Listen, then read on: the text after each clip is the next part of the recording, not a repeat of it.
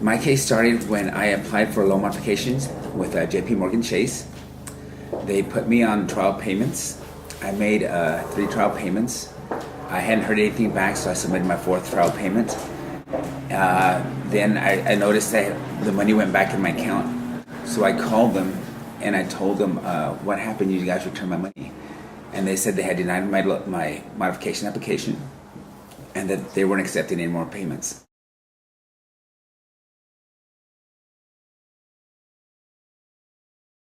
We get a call a day before they auction the house, saying that the house is going to be auctioned tomorrow. So my wife calls me at work, and I call the bank, and they say they put me on hold first, because I asked them how are you going to sell the house if we're doing a loan modification? So they put me on hold, and they came back, and they go, we have a foreclosure department and a loan modification department. And the foreclosure department decided to sell the house.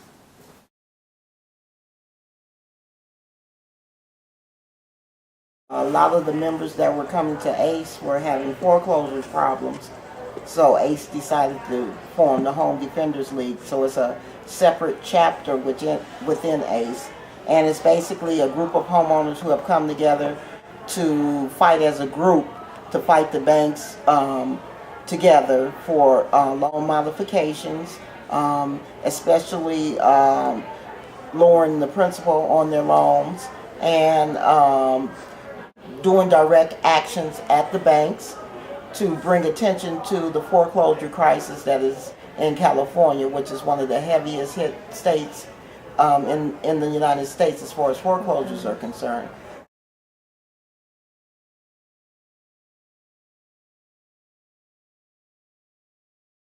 I was lured into getting a modification. I got a phone call on my cell phone, and it was a man from Apollo Funding, and he said that they were doing modifications. During that time, I did not have cancer, so there was no reason for us we were fine.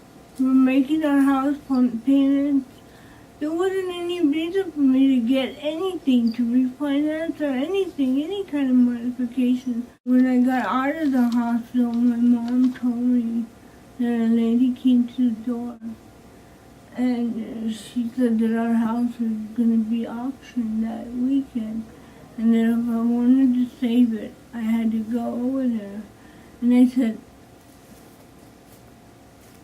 the only thing I could say was, Mom, it can't be true, because Apollo Funding was working on our modification.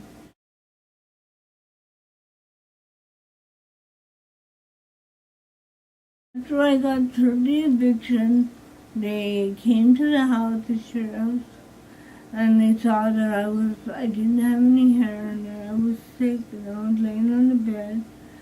And one of the sheriffs was really nice, and he said, you know what, we're going to give you some more time, and we're going to have to call a social worker, because we can't take you out like this. He goes, it's not safe, and he didn't feel right.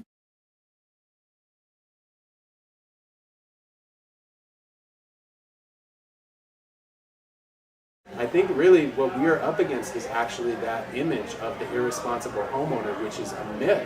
That's pretty much just nonsense for the people that we work with, which is the thousands and thousands of working class families that basically, for whatever reason, they were impacted by the economic crisis. And that's really what it comes down to, is that it was either economic problems or health problems in the case of someone like Anna, right? And so these are the people that the loan modification programs were designed for, right? And if they're not going to work for them, who are they going to work for? So these are folks who have income, who had a temporary drop in income usually, sometimes it'd be a permanent drop in income, but they still have income. And it's like, why should they have to leave, right? These banks could still be able to receive the money for the house. The folks could still be able to pay their loan, but the banks are just completely ignoring them and trampling on them.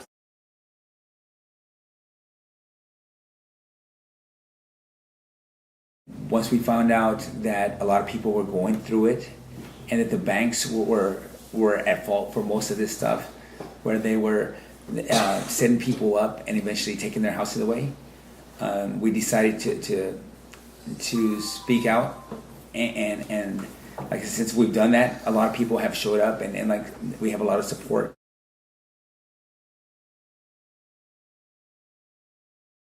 I don't feel guilty and I don't feel stupid because there's thousands of us that put trust into these companies thinking that they were doing the right thing and in our best interest.